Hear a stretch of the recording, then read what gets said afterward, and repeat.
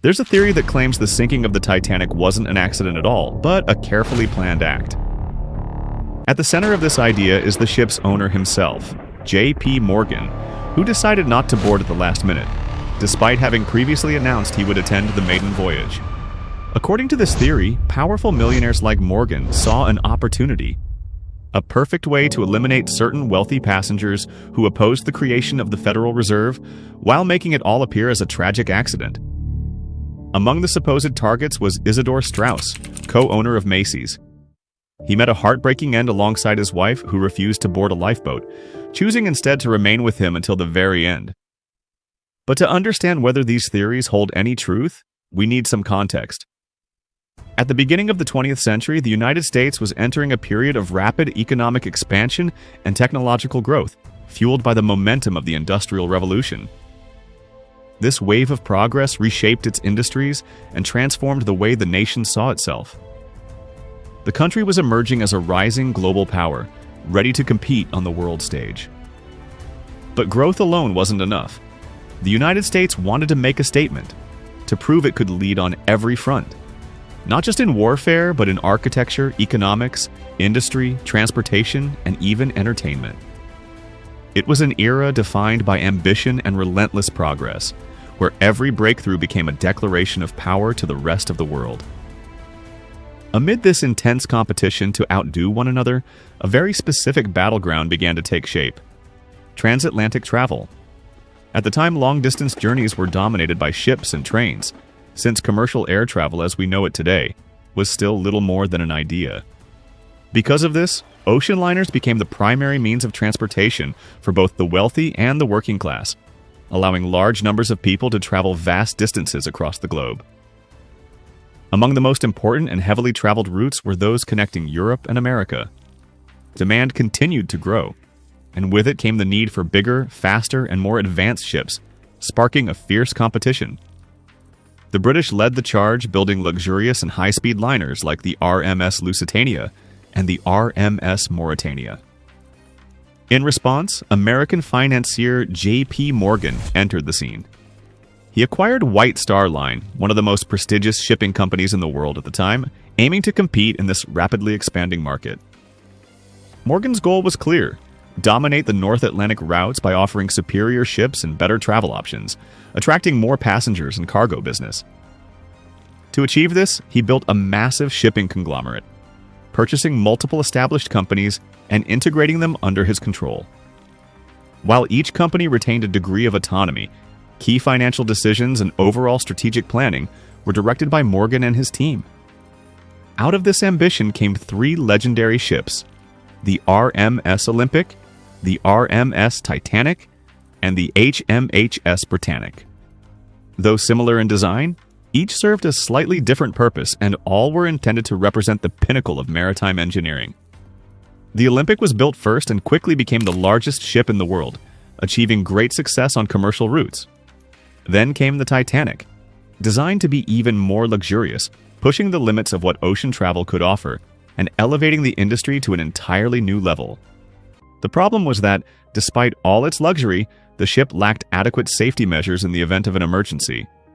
When the RMS Titanic was built, it was equipped with just 20 lifeboats, with a total capacity of around 1,170 people, even though the ship could carry more than 2,200 passengers and crew. In other words, over 1,000 people had no place in the event of a disaster. This may have been due to a dangerous assumption. Because the Titanic was designed to be unsinkable, lifeboats were seen as more of a formality than a necessity. As the final piece of this commercial strategy, the HMHS Britannic was introduced. Now we move to 1912 in Southampton. Newspapers began to announce something never seen before: the arrival of the Titanic, a ship far larger and more advanced than any before it. Both the press and the public quickly gave it a bold nickname: unsinkable. Looking deeper into its construction, I found that the ship was built using the most advanced technology of Harland and Wolff, a company specializing in shipbuilding. The Titanic was an engineering marvel defined by its colossal size and a weight exceeding 50,000 tons. It also featured improved engines, allowing it to reach speeds of up to 42 kilometers per hour, an impressive feat for its time. So why was this ship called unsinkable? The answer lies in the immense confidence people had in its design and technology at the time. The RMS Titanic was equipped with 16 watertight compartments, sections of the ship specifically designed to be sealed off, preventing water from spreading to other areas in case of a breach. The idea was simple but powerful. If part of the lower hull were damaged, only that section would flood, while the rest of the ship would remain intact. Confidence in this system was so strong that many believed even if up to 5 of these compartments were flooded, the Titanic would still stay afloat.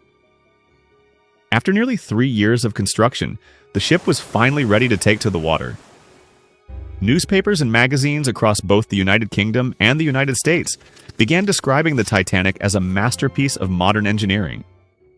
Once its maiden voyage was announced, brochures and posters were printed to promote not only the journey itself, but also the prestige of traveling aboard the most advanced ship in the world. White Star Line leveraged its strong reputation in the industry to present the Titanic as the flagship of its fleet. Then, in April 1912, the long-awaited day finally arrived for more than 2,000 fortunate passengers, who secured one of the highly sought-after tickets. A first-class ticket cost £870, equivalent to over $10,000 today, raising expectations even further for the Titanic's maiden voyage. The world's wealthiest and most influential individuals were eager to experience what was essentially a floating luxury hotel. The weather is favorable, slightly cool with calm seas. At the helm of the voyage is Edward John Smith, a highly experienced mariner who had already commanded several transatlantic liners for White Star Line, including the RMS Olympic. That alone made him the ideal man to lead such an important journey. Among the upper-class passengers expected to board was none other than J.P. Morgan himself. Initially, he planned to attend the maiden voyage of his own ship, but at the last moment, he canceled his trip just before departure, as if he somehow knew something wouldn't go as planned. The official reason given was that he needed to remain in France to attend to business matters. But as we'll see later, there may have been other motives behind that decision. With everyone on board, the port filled with smiles, embraces, and emotional farewells, while journalists and photographers captured every moment. No one could have imagined that this would be the first and last time they would ever see the RMS Titanic set sail. The Titanic was scheduled to travel from England to New York. Its planned route included stops in Cherbourg and Queenstown before crossing the Atlantic toward its final destination. It's important to note that people from all social classes were on board. They traveled on the same ship, but not in the same spaces. Passengers were clearly separated according to their social status. The Industrial Revolution had created a widening gap between the working class and the wealthy elite, fueling a wave of class division that permeated many aspects of society. And that divide was reflected in the very design of the Titanic. Broadly speaking, the ship was divided into 3 classes. First class was reserved for the social elite, wealthy and influential individuals such as businessmen, politicians, and aristocrats. They paid enormous sums for luxurious and comfortable experience, gaining access to spacious cabins, prime deck locations, top-tier services, and exclusive amenities like a gym, a smoking room, a reading lounge, swimming pools, and even personal dog attendants. Next came second class. It was typically made up of upper-middle-class professionals, teachers, doctors, and merchants who enjoyed comfortable accommodations, though without the luxury of first class. And finally, there was third class, also known as steerage. It was largely occupied by workers, immigrants, and farming families. They often had to share cabins with 6 to 8 people, received lower-quality meals, and held tightly to a single goal: the hope of finding a better life. But regardless of class, every section of the ship was filled with human lives, people with families, children, dreams, and loved ones. Among the thousands on board were Isidor Straus and Ida Straus. Although they were traveling in first class, their story stood out. Both were German immigrants, which made them somewhat atypical within that social elite. As I looked deeper into their lives, I found that Isidor had come to America in search of opportunity, eventually becoming a well-known businessman and philanthropist and co-owner of Macy's. At the age of 23, he met Ida, a young German immigrant who, like him, was chasing a new life in America. They were introduced through a mutual friend, and after a brief courtship, they married, eventually leading to a family of 7 children. and a loyalty that would remain unshaken until the very end, as we'll soon see. As soon as the ship sets sail, the atmosphere is filled with excitement and joy. First-class families indulge in the ship's luxurious amenities, while those in lower classes settle in as best they can. And although the quality of the journey varies greatly, everyone on board is unknowingly heading toward the same fate: death. 4 days into the voyage, the waters along the Titanic's planned route become increasingly dangerous. A massive iceberg formed from a glacier that broke off in Greenland has drifted thousands of miles from the Arctic Circle. This is highly unusual. Most icebergs melt along the way, but this one did not. Despite being far from its origin, it still weighs millions of tons and is estimated to be nearly 20 times larger than the RMS Titanic. It's important to understand that not all icebergs are the same. Some are especially dangerous, particularly those containing sediment within them, which gives them a darker tone. These darker icebergs pose a serious threat because they blend into the night, camouflaged against the dark ocean and sky, making them nearly impossible to detect with the naked eye. Now imagine being in the vastness of the ocean, sailing through the night. Suddenly, a crew member aboard the Titanic reports spotting one of these nearly invisible icebergs. However, the lack of binoculars in the crow's nest weakens the urgency of the warning in the eyes of the ship's officers. At the same time, another vessel sends a warning about a large field of icebergs, but the message never reaches the Titanic. Shortly after, yet another ship issues the same alert, but this time it is ignored by the crew. Moments later, the sailors aboard the Titanic finally recognize the danger, but by then, it's too late. The alarm is sounded with 3 bell strikes, signaling iceberg ahead. In a desperate attempt to avoid disaster, the bridge is alerted, the engines are stopped and then reversed, while the watertight compartment doors are ordered shut, preparing for the inevitable impact. Minutes later, the sound no one wanted to hear echoes through the ship. A harsh, scraping impact tears open the hull, and water begins flooding into the compartments. The problem is, those compartments aren't sealed at the top. As the water rises, it spills over from one section to the next, triggering a devastating domino effect that spreads throughout the ship. On the bridge, there's no immediate panic. The RMS Titanic still appears calm on the surface. But quickly, an engineer is sent down to inspect the damage and assess the situation. Minutes pass, then he returns, with alarming news. 5 watertight compartments have been breached. The Titanic was only designed to stay afloat with a maximum of 4 flooded. In that moment, Edward John Smith understands the truth. The sinking is inevitable, and the ship has only a few hours left. Without showing desperation, he begins issuing clear and direct orders.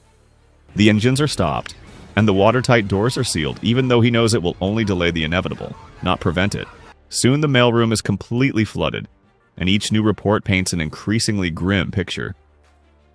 With few options left, the crew watches as the bow slowly begins to sink, and water starts creeping into the ship's corridors. With hope fading fast, they send out an SOS signal to any nearby vessel. The only response comes from a ship called the RMS Carpathia, but it's still nearly 4 hours away. By now, the crew fully realizes how dire the situation is. They begin evacuating the ship, only to face a terrifying reality. There aren't enough lifeboats for everyone. And as that truth sets in, desperation begins to take hold. The evacuation plan is clear: women and children first. But in reality, this mostly applies to those in first class. Many passengers from lower classes never even make it to the upper decks alive. The wealthiest passengers are already located near the top of the ship, giving them immediate access to the lifeboats. Meanwhile, workers and immigrant families housed in the lower sections are the first to be hit by the flooding, with many tragically drowning before they have any chance to escape. As the lifeboats begin to fill, more problems quickly emerge. The officers in charge don't fully understand how many people each boat can safely carry. As a result, the first lifeboats are launched with far fewer passengers than they could hold, some carrying only 12 to 20 people, when in reality they had capacity for around 65.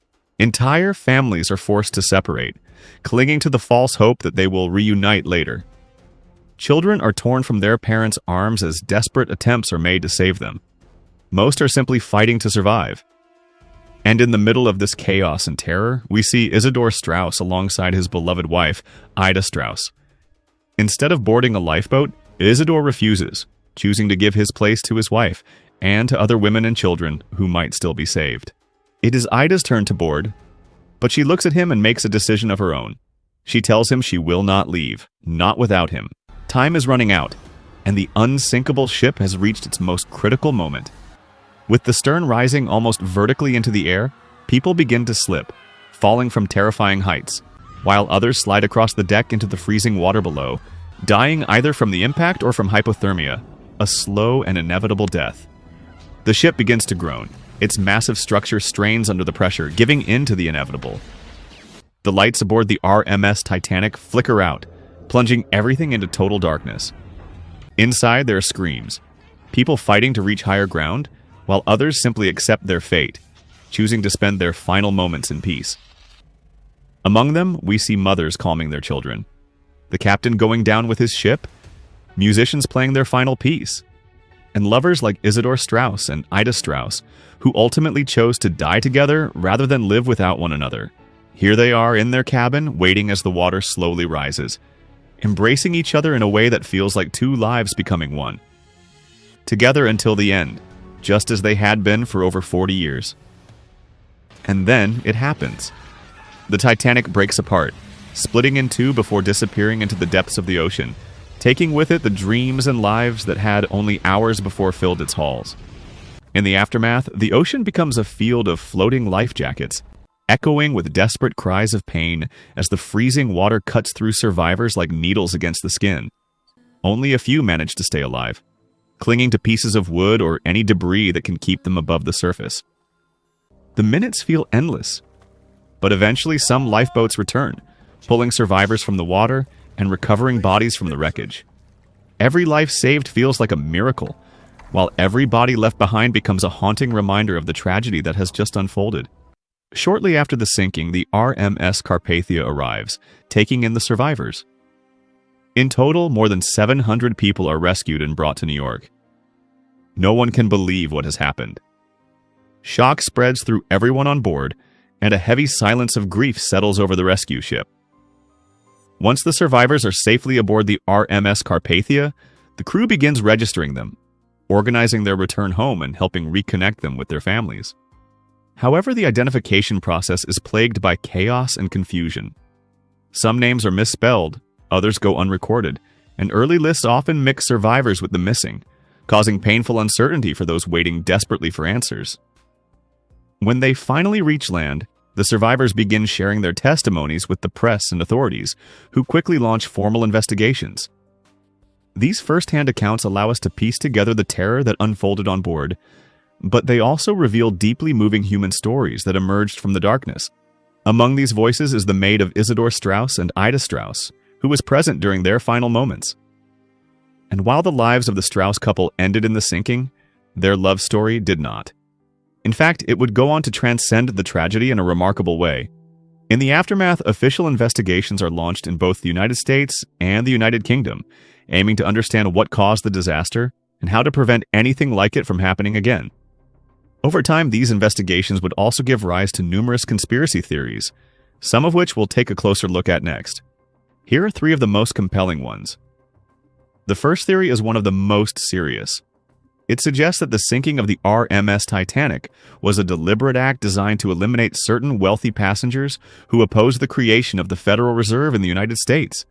According to this idea, powerful figures like J.P. Morgan orchestrated the event in order to remove influential millionaires such as Isidor Straus and others who were supposedly against the establishment of the Federal Reserve. The theory gains traction from the fact that Morgan canceled his trip on the Titanic at the very last moment, without a clear explanation. It sounds like the perfect conspiracy: powerful interests, suspicious decisions, and a tragic outcome. But while the theory is certainly intriguing, there is no conclusive evidence to support it.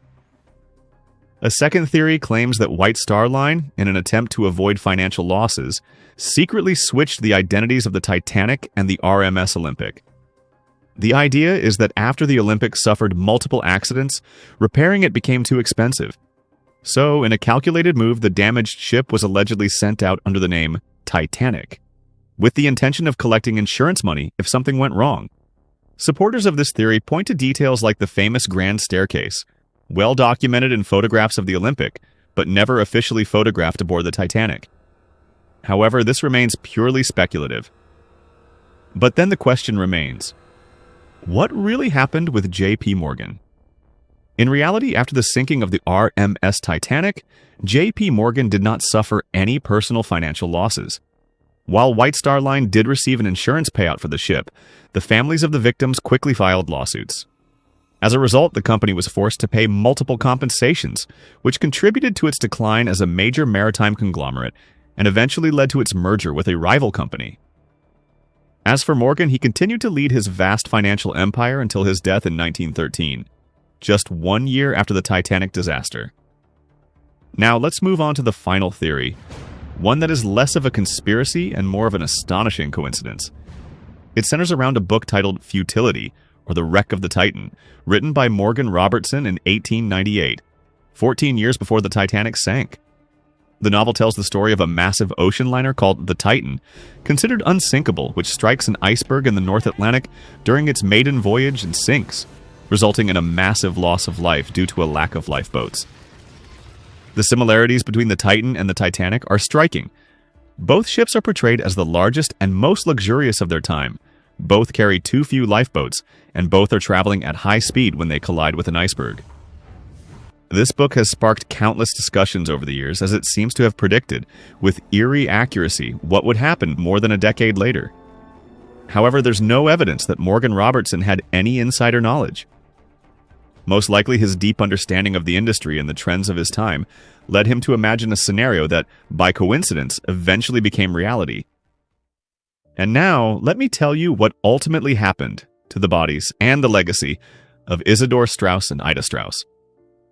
Days after the disaster, once in New York, Isidor's body was recovered and later laid to rest at Woodlawn Cemetery.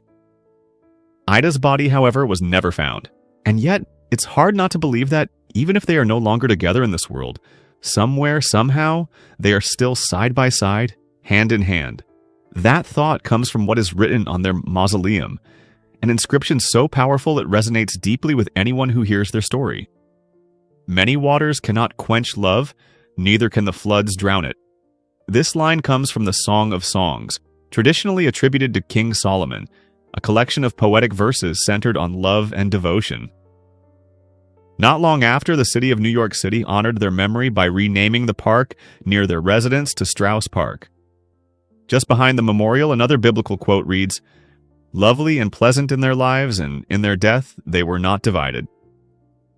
And now, after hearing this story, I'd like to ask you, what do you think about these theories? Was the Titanic doomed by an iceberg? Or was there something far more complex behind it? I'll be reading your thoughts in the comments.